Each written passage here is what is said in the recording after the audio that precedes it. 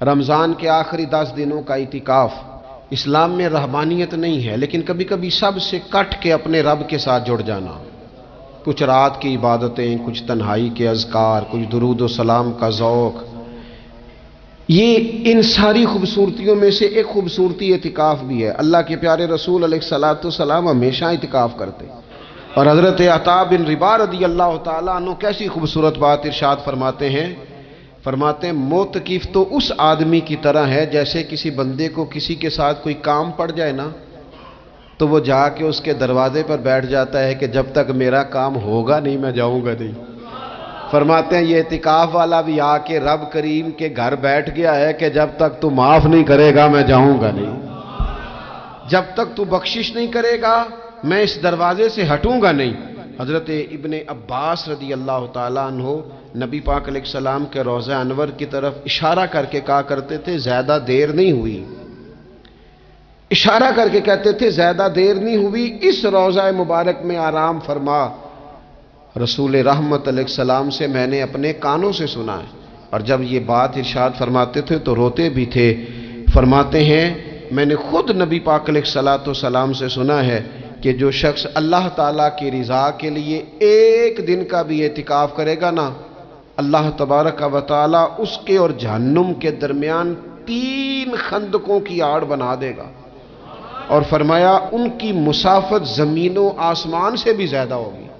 یہ 3 خندقیں اتنی بڑی جن کی چوڑائی زمین آسمان سے بھی زیادہ ہوگی، ایک دن اعتکاف کر لے تو اللہ اس بندے کو دوزخ سے اتنا دور فرما دے گا۔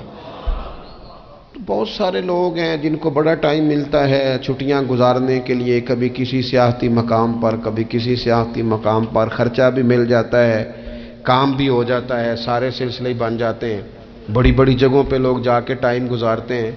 تو ایسا نہ ہو کہ 10 دن اللہ کے گھر میں بھی گزارے جائیں۔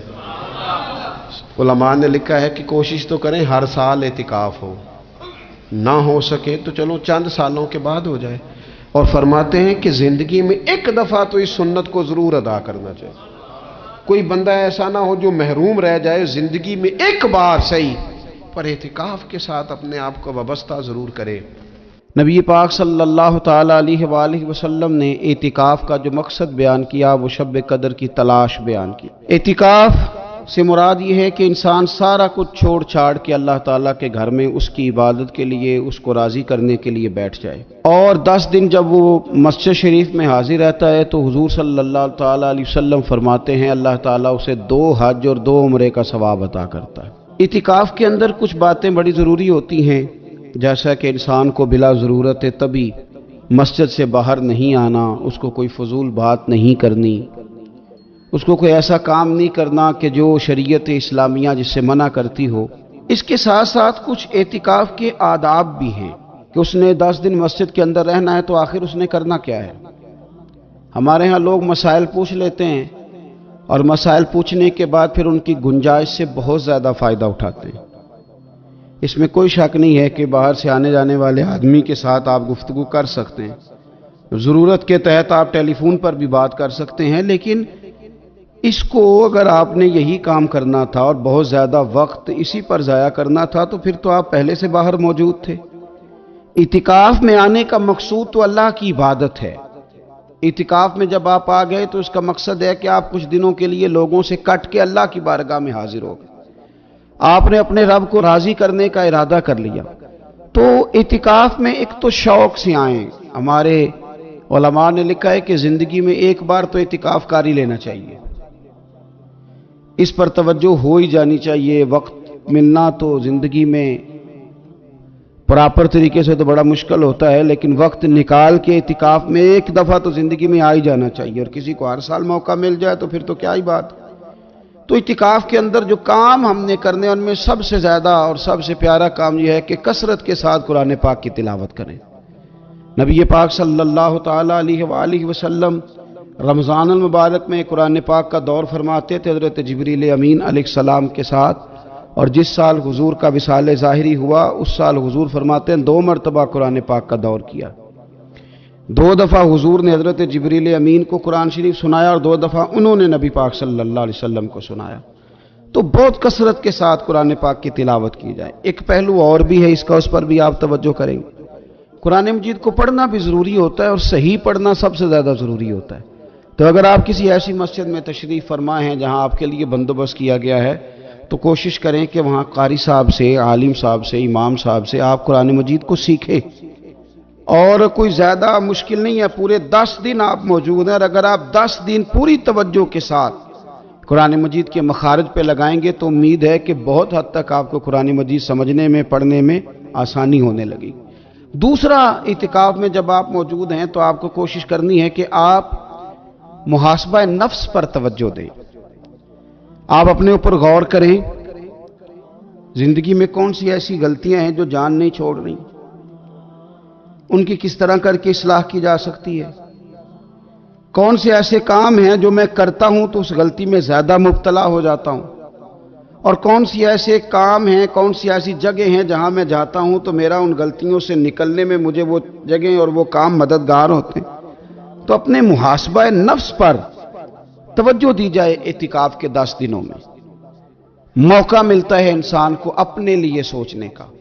حضرت مجدد الفسانی شیخ احمد فاروق سرہندی رحمۃ اللہ تعالی علیہ سے کسی نے پوچھا تھا کہ دنیا میں خوش نصیب شخص کون ہوتا ہے؟ تو فرمایا جسے دید قصور حاصل ہوتی ہے۔ حضور دید قصور کیا ہوتا ہے؟ فرمایا جسے اپنی غلطیاں نظر آنی شروع ہو جائیں۔ جب اللہ تعالیٰ کسی کے ساتھ بھلائی کا ارادہ کرتا ہے تو اس کی کمزوریاں، اس کی غلطیاں اس کے سامنے لاتا ہے تاکہ اسے اصلاح کا موقع ملے، اور جب ایسا نہیں ہوتا تو پھر تو لوگ جب غلطی مانیں گے ہی نہیں تو اصلاح کیسے ہوگی؟ تو اعتکاف کے 10 دنوں میں محاسبہ نفس پر خاص توجہ دیں، اپنی زندگی میں اپنا حساب کریں، اپنا حساب۔ اور جناب عمر فاروق رضی اللہ تعالیٰ عنہ کی وہ روایت ہمیں بتاتی ہے کہ حساب کر لو اس سے پہلے کہ تمہارا حساب کیا جائے۔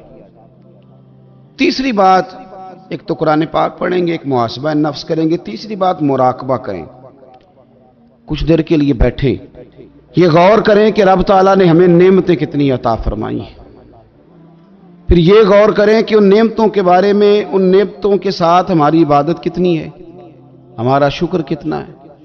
زندگی اپنی کا حساب لگائیں، غور کریں کہ کتنا کچھ ہے جو ہمیں محنت سے ملا ہے اور کتنا ہے جو بغیر محنت کے ملا ہے، اور کون سی ایسی نعمتیں ہیں جن کا ہم نے شکریہ ادا کیا اور کون سی ایسی ہیں جن پر ہم نے کبھی توجہ ہی نہیں کی کہ یار یہ تو بہت بڑی نعمت ہے جو اللہ نے ہمیں عطا کی ہوئی۔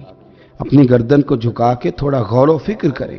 تفکر کا درس دیا ہے قرآن پاک نے، بار بار کہا ہے تفکر کرو، غور کرو، تدبر کرو، تو یہ ہمیں موقع میسر آتا ہے۔ چوتھی بات، اعتکاف کے دنوں میں اپنے رب کریم کے ساتھ اپنی توجہ کو لگائیں۔ قرآن حکیم نے جو کہا نا کہ رب کی عبادت اس طرح کرو کہ تمہیں نا یقین حاصل ہو جائے، کھل کر اس کی بارگاہ میں سجدے کریں، دعائیں مانگیں۔ ہمارے صوفیہ فرماتے ہیں کہ ایک وقت آتا ہے کہ انسان کو خود اطمینان قلبی نصیب ہو جاتا ہے، اسے محسوس ہوتا ہے کہ واقعی میرا رب مجھ سے راضی ہے، اسے محسوس ہونے لگتا ہے کہ میں اپنے مالک کے قریب چلا گیا ہوں۔ وہ اس کثرت سے نفل پڑھتا ہے، اس ذوق کے ساتھ وہ اس کی بارگاہ میں دعائیں کرتا ہے، اس شوق کے ساتھ وہ تلاوت کرتا ہے، خود محسوس کرنے لگتا ہے کہ اب میرا دل لگنے لگ گیا ہے، اب میں دعا مانگتا ہوں تو مجھے لگتا ہے کہ قبولیت میری دعاؤں کے قریب آنے لگی ہے۔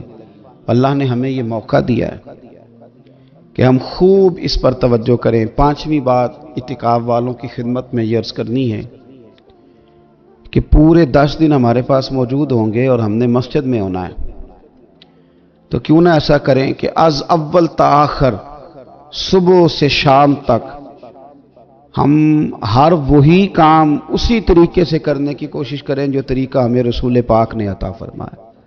ہمارا کھانا، پینا، سونا، جاگنا، بولنا حضور کی اتباع میں لے آئے۔ ہم ان 10 دنوں میں ہم پریکٹس کریں کہ ہم نے سنت کے مطابق، حضور کے طریقے کے مطابق سارے کام کرنے۔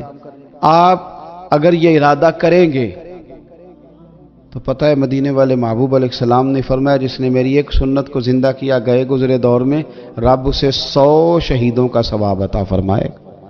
تو اتنا اعزاز ہے۔ تو ان 10 دنوں میں ہونا بھی مسجد میں ہے، ہونا بھی باوضو ہے، تو کیوں نہ سارے کام سیکھا جائے، پڑھا جائے اس سے پہلے کہ کھانا کس طرح کھانا سنت ہے اور کس طرح بیٹھ کے کھانا سنت ہے، اور پھر کس طرح کر کے گفتگو کرنا حضور علیہ السلام کا مقدس طریقہ تھا، وہ کس طرح سے پھول جھڑتے تھے جن سے لوگ فیض حاصل کرتے تھے۔ تو اعتکاف میں اپنی مصروفیات کو ان 5 کاموں میں لگائیں۔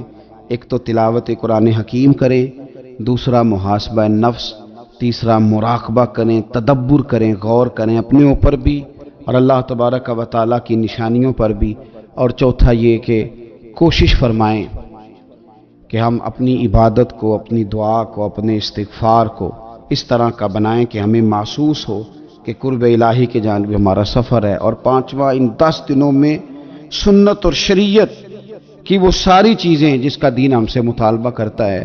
اب تو ہم بالکل دنیا سے ایک سائڈ پہ ہو کے بیٹھے ہیں۔ اب رمضان المبارک کے اندر آخری عشرہ شب قدر کی تلاش کا عشرہ ہے۔ اللہ کے پیارے رسول صلی اللہ تعالیٰ علیہ وسلم ان 10 دنوں میں خود بھی عبادت کرتے تھے اور گھر والوں کو بھی جگایا کرتے تھے، اور اپنے اہل خانہ کو تاکید فرماتے تھے کہ اٹھو اٹھو، آگے بڑھو، یہ آرام کرنے کے دن نہیں ہیں۔ ہمارے ہاں یہ ہوتا ہے کہ وہ جو آخری 10 دن زیادہ عبادت کے تھے، شب قدر کی تلاش کے تھے، وہ آخری 10 دن سارے بازار میں گزر جاتے ہیں۔ کپڑے سلوائے جا رہے ہیں، کپڑے خریدے جا رہے ہیں، جوتے خریدے جا رہے ہیں، واپس کیے جا رہے ہیں، دوبارہ لیے جا رہے ہیں، سفر ہو رہا ہے، آنا جانا ہو رہا ہے، عیدیاں بٹ رہی ہیں۔ تو یہ سارے کام جو آخری عشرے میں کرنے ہیں، جو زیادہ عبادت کے دن تھے، وہ سارے کام تو رمضان سے بھی پہلے کر لینے چاہیے۔ کپڑے رمضان سے پہلے خریدے جائیں، پہلے سلوا لیے جائیں، جوتے پہلے لے لیے جائیں، ضرورت کے کام پہلے کر لیے جائیں۔ جہاں آپ کو جو بانٹنا ہے وہ رمضان سے پہلے کریں۔ وہ مفت کی اپنے دل کو مطمئن کرنا کہ اب میرے پاس یہ بڑے، میں خیر کا کام کرنے نکلا ہوا ہوں، میں عیدی بانٹنے جا رہا ہوں، یہ پہلے بانٹنے تھے۔ یہ عجیب بات ہے کہ جو زیادہ وقت مسجد میں گزارنے کا ٹائم تھا وہ سارا ہم نے ضائع کر دیا۔ وہ ادھر ادھر بازاروں کی نظر ہو گیا، میل ملاپ کی نظر ہو گیا۔ تو اگر چیزوں کو مرتب کیا جائے، میں تو دوستوں سے کہا کرتا ہوں، زکوٰۃ کا حساب، صدقات کا حساب، صدقات فطر کا حساب، جتنے بھی روٹین کے کام ہیں اس کو کوشش کریں رمضان شریف سے پہلے آپ ترتیب دیں۔ آپ ان چیزوں کو پہلے سے مرتب کریں تاکہ وہ